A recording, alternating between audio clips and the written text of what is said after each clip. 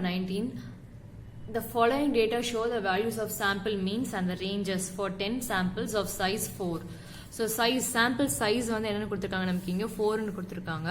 Construct the control chart for mean and range chart and determine whether process is in control. So mean chart, range chart கேட்டிருக்காங்க. So first of all இங்க பார்த்தோம் அப்படின்னா இந்த இடத்துல n அதாவது sample size வந்து இங்க என்ன இருக்கு நமக்கு இந்த இடத்துல 4. So A2, D4, D3 value கொடுக்கல நமக்கு இங்க. So அதை வந்து நம்ம டேபுலர் காலம் மூலமா கண்டுபிடிச்சிடலாம். So அப்ப when n is equal to 4 அப்படின்னா A2 value 0.729, D3 value 0, D4 value வந்து 2.282. இந்த வேல்யூஸ் முதல்ல எடுத்து எழுதிட்டு ஸ்டார்ட் பண்ணலாம். So இந்த இடத்துல வேல்யூஸ் எல்லாத்தையுமே எடுத்து எழுதியாச்சு. So first வந்து x bar values எல்லாத்தையுமே நம்ம ஆட் பண்றோம். So total பண்ணோம் அப்படின்னா நமக்கு இந்த இடத்துல வேல்யூ 301. So ஒவ்வொரு சிங்கிள் நம்பர் 29, 26 இப்படி ஒவ்வொரு சிங்கிள் நம்பரையும் நம்ம ஆட் பண்ணிட்டு வரும்போது 301. அது மாதிரி R ரேஞ்ச் 39, 10, 39, 17 அப்படி ஒவ்வொரு வேல்யூவா till 15 வரைக்கும் ஆட் பண்ணோம் அப்படின்னா இங்க வேல்யூ இந்த இடத்துல 201.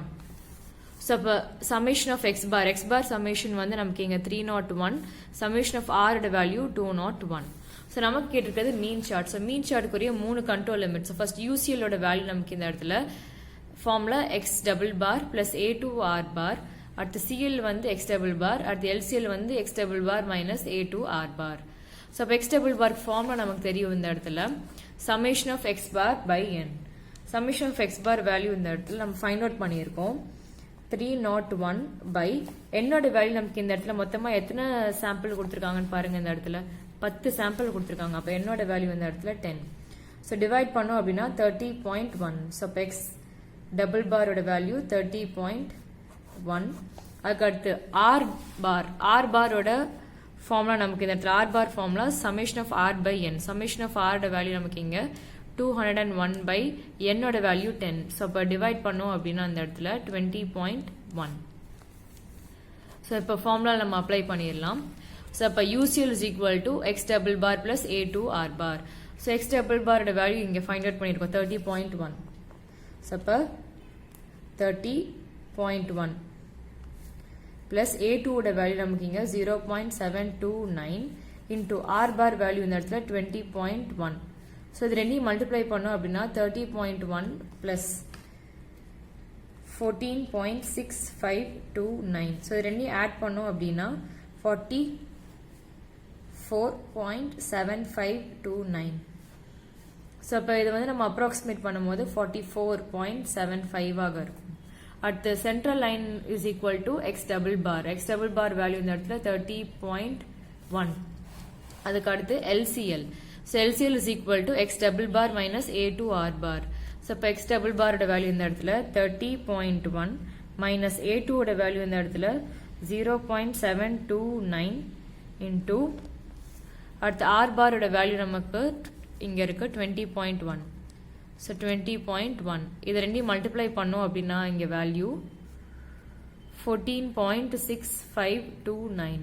So ரெண்டையும் சப்ராக்ட் பண்ணோம் அப்படின்னா இந்த இடத்துல 15.4471. So approximate பண்றோம் 2 decimal places. அப்ப 15.45 ஆக இருக்கும். So நமக்கு தேவையான UCL, CL, LCL கண்டுபிடிச்சிட்டோம். So அது வந்து நம்ம கிராஃப்ல முதல்ல இங்க வரைஞ்சிடலாம். So அப்ப மீன் சார்ட்ல ஃபர்ஸ்ட் 4.75. So இப்ப 45க்கு கொஞ்சம் கீழே வரும் இந்த இடத்துல. So அப்போ இந்த இடத்துல UCL is equal to UCL is equal to என்ன எழுதிடலாம்னா 44.75.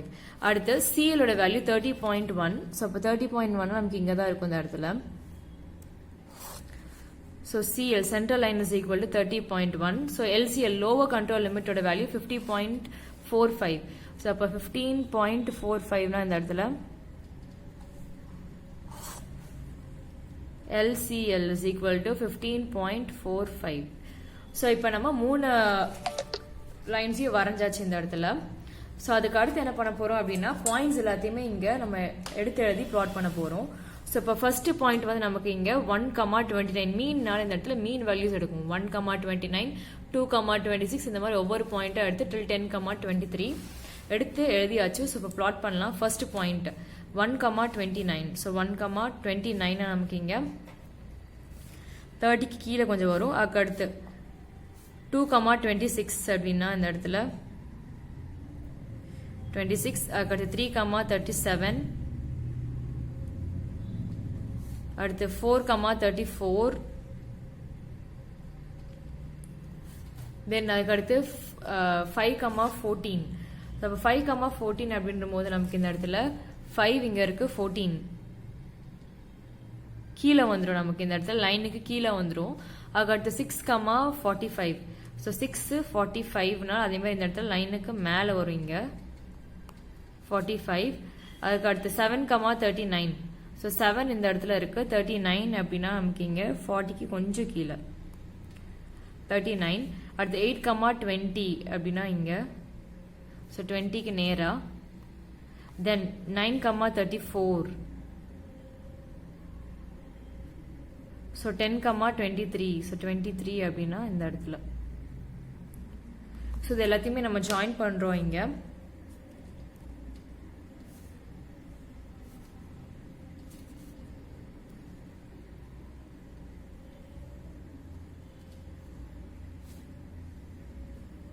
ஸோ பார்த்தோம் அப்படின்னா இங்க 2.45. அது மாதிரி இந்த இடத்துல நமக்கு இங்க 14.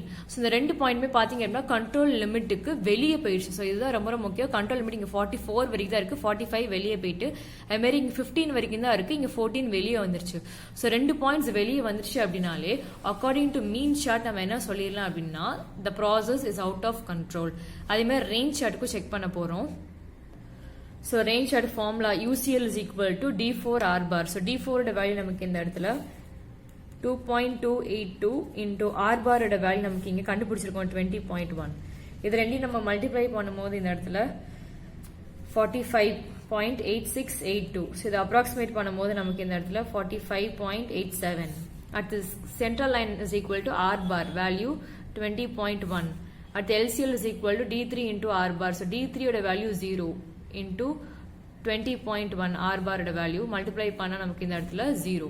ஸோ இப்போ இந்த 3 லைன்ஸ்மே நம்ம ட்ரா பண்ணிடலாம். இந்த இடத்துல ஃபர்ஸ்ட் லைன் வந்து 45.87. ஸோ இப்போ இங்கே நமக்கு இந்த இடத்துல UCL is equal to 45.87. அடுத்து CL ஓட வேல்யூ 20.1. ஸோ இப்போ 20க்கு கொஞ்சம் மேலே நமக்கு இந்த இடத்துல வரும். So central line is equal to 20.1. அதுக்கு அடுத்து LCL ஓட வேல்யூ 0. ஸோ இப்போ நமக்கு இந்த இடத்துல எக்ஸ் ஆக்சஸ் தான் வந்து இந்த LCL வேல்யூ. ஸோ இப்போ வந்து பாயிண்ட்ஸ் எல்லாமே நமக்கு தெரியும் எப்படி எடுத்து எழுதுவோம் நீங்க. ஸோ இங்க பார்த்தோம் அப்படின்னா சாம்பிள் நம்பர் இங்க இருக்கு. ஸோ இப்போ 1, range value 39. So 1,39 first point. அதுக்கு அடுத்து 2,10, 3,39, 4,17 அப்படியே இங்க 10,15 வரைக்கும் உங்களை எடுத்து எழுதிடலாம். இப்போ பிளாட் பண்ணுவோம். ஃபர்ஸ்ட் பாயிண்ட் வந்து நமக்கு 1,39. ஸோ இப்போ 1,39 அப்படிங்கிற போது நமக்கு இந்த இடத்துல 40க்கு கொஞ்சம் கீழே வரும் 39. அதுக்கு அடுத்து 2,10 அப்படின்னா இந்த இடத்துல 2,10. தென் 3,39. தென் 4,17. ஸோ 17ன்ற போது இங்க இருக்கும் 15க்கு 20க்கு இங்க கீழே. அதுக்கு அடுத்து 5,12. தென் 6,20.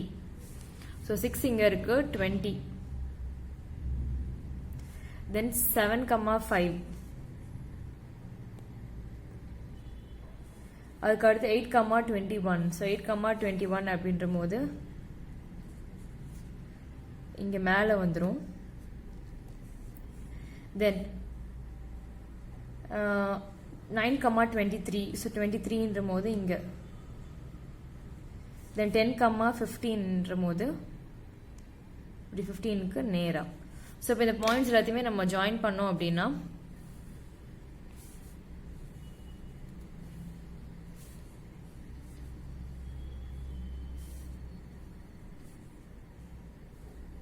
இந்த கிராஃப் வந்து வித்தின் த கண்ட்ரோல் லிமிட் தான் இருக்கு. ஸோ அப்போ ரேஞ்ச் சார்ட் படி நம்ம என்ன சொல்லிடலாம், இந்த ப்ராசஸ் இஸ் இன் கண்ட்ரோல்னு சொல்லலாம். ஆனால் நமக்கு இதுக்கு முன்னாடி பார்த்தோம் இந்த இடத்துல மீன் சார்ட்டு. ஸோ மீன் சார்ட்ல பார்த்தோம் அப்படின்னா நமக்கு 2 பாயிண்ட்ஸ் தான் இருக்குல்ல 45, 14 வந்து வெளியே வந்துருச்சு. அப்போ it is out of control. So ஏதா ஒரு சார்ட்ல வந்து நமக்கு அவுட் ஆஃப் கண்ட்ரோல் அப்படின்றனாலும் நம்ம என்ன சொல்லுவோம் அப்படின்னா இந்த இடத்துல கன்க்ளூஷன் நமக்கு இங்க the process is out of control. ஏன் அப்படி நமக்கு இந்த இடத்துல மீன் சார்ட்ல வந்து வெளியே வந்துருச்சு வேல்யூ, அதனால இந்த என்ன சொல்லிடுறோம் இந்த இடத்துல the process is out of control.